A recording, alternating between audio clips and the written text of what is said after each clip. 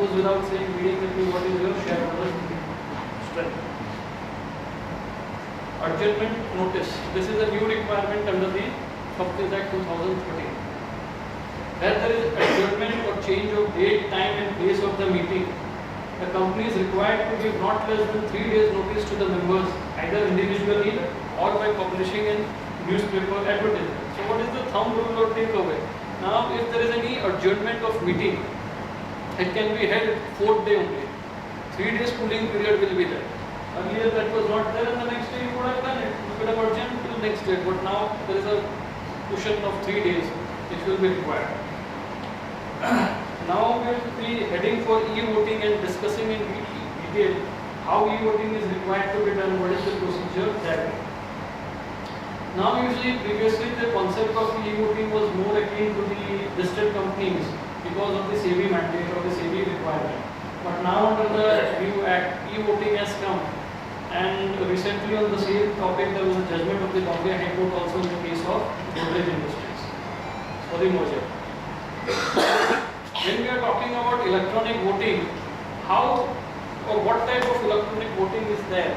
So basically there are 2 types of e-voting. One is the in different geography a person may be able to vote, though he is not physically present. The second option is like when we use our franchise when doing a vote for the general election. There is an electronic gadget or a machine, we go over there and vote. So what type of mechanism is required under the new Companies Act?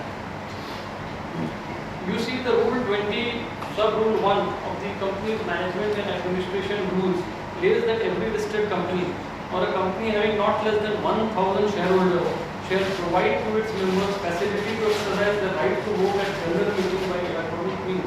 So all those public limited companies not being listed and having 1,000 and more shareholders are required to provide an option of e-voting to its members. Again, the Rule 22 of it says that a member may exercise his right to vote at any general meeting by electronic means, and a company may pass a resolution by e-voting system in accordance with the provisions of this rule. Now, what is e-voting? If we have to sit and discuss, what is e-voting? So basically, just for your information, under the new Companies Act, to understand it, it's very essential to have a knowledge of 2 or 3 other laws which will help us as professionals to do our practice.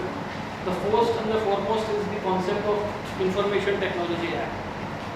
It's not only related to the e-voting because now we are required or mandated to store your documents or preserve your documents or maintain your documents, whether it's accounts or other minutes or something like an electronic format. For that, some definitions of the Information Technology Act are referred to. So it's very vital to have an idea of that also. So the expression voting by electronic means or electronic voting system is a secured system-based process to display electronic ballots, recording of votes of the members and the number of votes polled in favor or against, such that entire voting exercise by way of electronic means get registered and counted in an electronic register in a centralized server with adequate cyber security. The secured system, what we understand by secured system? Basically, hardware, software and procedures that are reasonably secure from unauthorized access and misuse, provide a reasonable level of reliability and correct operation, are reasonably suited to perform the intended function and adhere to generally accepted security procedures. The expression cyber security means protecting information devices, computer resource, communication device, and information stored therein from unauthorized access, use, disclosure, disruption, manipulation, or destruction. Now, what is the procedure? After understanding in short what is e-voting or like what are the definitions like. Now, what is the procedure which is required to be adopted? Now, a company which is opting for e-voting at any general meeting shall follow the following procedures, namely, the notice of the meeting shall be sent to all the members, auditors of the companies and directors, either by way of a registered post or a speed post, or through electronic means like registered email ID given in the system through courier services. The notice will also be placed at the website of the company. So now what is the takeaway from here? if the company is a small listed company, are mandatory to have their website. But if you are a public limited company with more than 10,000 shareholders, you are required to do this e-voting. So takeaway is you should have a website. So if this provision is applicable, you will have to have a website at any cost. The notice will also be required to be placed in the website of the company if any other agency forfeit after sending it to the members. The notice of the meeting shall clearly mention that the business may be transacted either through electronic voting system and the company is providing facility for voting by electronic means. The notice shall clearly indicate the process and manner for voting by electronic means, the time schedule, the time period during the vote may be cast, and shall also provide the login ID and create a facility for generating password and for keeping security and casting of vote in a secure manner. The company shall cause an advertisement to be published in not less than 5 days before the beginning of the voting period, at least in one vernacular newspaper in the vernacular language in the district in which the registered office of the company is situated, and at least once in English language in English newspaper having a wide circulation in the district about having sent the notice of the meeting and specifying their inter alia the following matters. Now, these are the information we are required to disclose to the shareholders before the voting. Statement of the business to be transacted, the date of publication of sending of the notices, the date and time of commencement of the voting, the day and time end of the voting through electronic means, the statement that voting shall not be allowed beyond the set date and time, website address of the company and agency where notice is displayed, contact details of the person responsible for registered meetings. The voting shall remain open for not less than 1 day and not more than 3 days. So minimum 1 day, maximum 3 days the voting will be open. And in all such cases the voting has to be completed 3 days prior to the date of the meeting. So now you may ask me why when e-voting is done, why the general meeting is also there. In case we have missed out, though this is a mandatory to be, this is an option. First we should understand that. This is not a mandatory voting mechanism, but a mandatory option to utilize voting. If I am a shareholder, the Act says that that option should be given to me. If I don't exercise, it's my right, I may come in the meeting and do it. So now you will have situation whereby you will also have physical voting and e-voting also. So 2 levels of compliance will be there. It's not that through e-voting only will be able to do. I may say that I am an illiterate person, I don't have an email ID, where I will go and vote. I don't know how to operate computer. Then, so this is a mechanism which has been provided. But what is the mechanism? There is a cut-off date of 3 days, 72 hours before the meeting. During the e-voting period, shareholders of the company holding shares in either physical form or demat form as on the record date may cast their vote electronically, provided that once the vote on resolution is cast by the shareholder, he will not be allowed to change it subsequently. So as a scrutinizer or if we are part of the management system, whether inside or advising them, these are all very small things what we have to take care of. At the end of the voting period, the portal where votes are cast shall forthwith be locked. The board of directors shall appoint one scrutinizer. Now, who can be a scrutinizer? He can be a chartered accountant, cost accountant, or a company secretary, or an advocate, but not in employment of the company. And is a person of a repute who, in the opinion of the board, can scrutinize the e-voting process in a fair and transparent manner. The scrutinizer, through appointment, may take assistance of any person who is not in the employment of the company and is well versed with the e-voting system. So, just for your brief understanding, most of the these days listed companies takes care over the assistance of NSDL or the CDSA, the 2 only depositories in India, to conduct this entire process. So, in case there is some companies which is applicable to it, having not been a listed company, then this is the way by contacting CDSL and NSDL, you will be able to do your e-voting. The scrutinizer shall be willing to be appointed and be available for the purpose of asserting the requisite majority. So now it's only mere technical in nature, but you have to ensure when you are passing a resolution for appointment of a scrutinizer. Again, you have to pass his appointment as a scrutinizer for e-voting as well as for physical voting. It's not that only for e-voting we appoint a scrutinizer. The scrutinizer shall, within a period not exceeding 3 working days from the conclusion of e-voting period, unblock the votes in the presence of at least 2 witnesses to require that, who are not in the employment of the company, and make a scrutinized report in favor or against the forfeit and possibly to the chairman of the company. The scrutinizer will maintain a register either manually or electronically to record the assent, dissent received, mentioning the particulars of name, address, folio number, etc. shares held by them, and whether the shares have differential voting rights.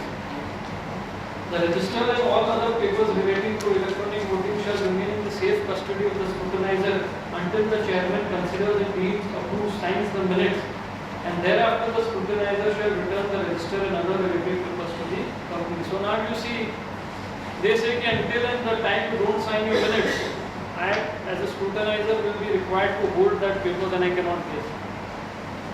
No manipulation now. That is, I think, their mindset. Once the minute is signed, then those evidence will go to the possession of the company, and at that till that time, it will remain with the neutral person. The result declared along with the scrutinizer's report is required to be placed on the website of the company and on the website of the agency within 2 days of passing of the resolution at the relevant general meeting of the members. Subject to receipt of sufficient vote, the resolution shall be deemed to be passed on the day of the relevant general meeting of the members. So now you might have a scenario, let's say in e-voting, you have got the votes what are required to do that business. If it is a special resolution, you have got 3/4 votes. So what is the cut-off date for taking? Which date the resolution will be deemed? So e-voting is also there, you are also having physical meeting. So the day of the physical meeting will deemed to be the day on which the resolution has been passed. Now what are the advantages? Let's see for the company registrar and the share transfer agents. There will be reduction in the cost and the paperwork. There will be no need to stamp the physical ballot papers. The counting votes and result will be accurate. The result will be declared in a very short time. There will be no need to verify the signatures. The time provided for postal ballot may be gradually reduced. To the shareholder, what are the benefits to the shareholder arising from this mechanism? Invalid votes cannot be casted and also vote won't be lost in transit. Voting can be done from home or office at your convenience. You are not required to go physically in the meeting to cast your vote. More time will be available for voting as vote can be cast even on the last day. If you are aware, there is a 3-day period basically what as a shareholder we are getting. Voting can be done for different companies at the same time. If let's suppose there are AGM or AGM of 2 meetings simultaneously, so the old act where you are required to vote, how you will choose. So now it's very easy for you to decide the way of e-voting and you can participate in vote. Now what are the challenges? It's very rosy to talk about the advantages and all that in terms of the voting, but what are the real challenges in implementing this? E-voting has many advantages as is associated with any technology, but also some of the challenges. They have the user ID and password which is provided to the shareholder. If fallen into wrong hands, they are misused. The shareholders who are familiar with the ballot method of voting will take time to adjust themselves to the new method of e-voting, and hence awareness will have to be created. Though you are giving option to the shareholders, they may not be yet ready to accept that, and for you, the physical meeting will remain as it is, and this is an additional work what is coming to. It has to be ensured that entire process of e-voting is not subject to any kind of manipulation. And as we know, with the technology comes the challenges of different kind hacking and all that. So separate type of skill sets and separate type of professional services will be required to have safeguard on all that. Correct data of the shareholders will have to be provided by the registrar and share transfer agents or the company or the agency who is there providing e-voting platform. Otherwise, shareholder may not get his user ID and password and thus cannot be able to cast his vote. So now let's do a very brief comparison between the existing provision of the old Act, the SEBI provision on the one hand, and the Companies Act 2013 on the other. As we have discussed under the old Companies Act 1956, there was no provision of e-voting, but Section 108 of the Companies Act 2013 specifically deals with that. The SEBI circular of July 2012 amended to the equity listing agreement says that for the top 500 companies, basically this option has to be given. Apart from that, in the case of certain mergers, the SEBI has come out with a own set of circular. Independent of this circular, whereby in merger you are required to give e-voting facility to the shareholders. But under the Companies Act 2013, there are two kinds of companies. One is the listed companies and another having shareholders 1,000 and above. As per clause 35B of the listing agreement, the issuer agrees to provide e-voting facility and it shall be kept open for a period of 30 days specified in the company's postal ballot rule basically. But here you see it's not a 30 days but it is 1 and 3 days. So now just see how it will be a challenge to implement it. Your SEBI law allows a 30 days period and the Companies Act says only 3 days. So what to do in that scenario? Obviously the much stricter law has to be followed. There is no provision for publishing an advertisement in the newspaper. But you see that 5 days before the voting has begun, you have to give a notice in the newspaper as per the new Companies Act.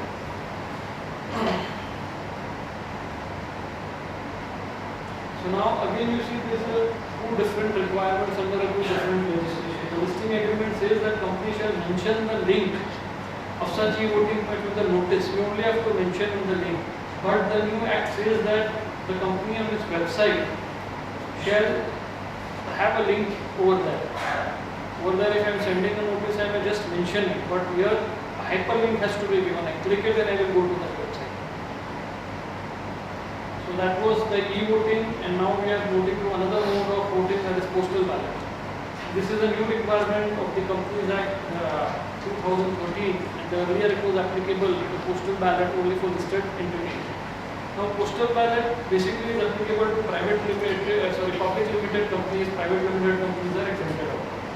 Postal ballot is defined to mean voting through any electronic mode. Either postal ballot may be done electronically or through a postal ballot. Postal ballot definition was never given under the old Act, but under the by way of a 2001 amendment to the Act, it was brought there. Now, Section 110 of the Companies Act 2013 refers to the mandatory items which has to be transacted only by postal ballot, as per rules laid down by the central government. So they have given around 8 to 10 sort of items, business items, which can be mandatory done only through a postal ballot. You cannot do a physical meeting for that. And these items include alteration in the object clause of the memorandum. If you are a public limited company now going for the alteration in your object clause, you are required to do a postal ballot. Even though you may be having only 10 or 15 members. Alteration of articles of association in relation to the substitution of the word private in case of a conversion. Change in case of the registered office outside the local limits. Change in the object for which company has raised money from the public prospector and still has unutilized money, amount of the money under section 18. So again, now there is a well historical case law of Sahara that you don't have to be listed in order to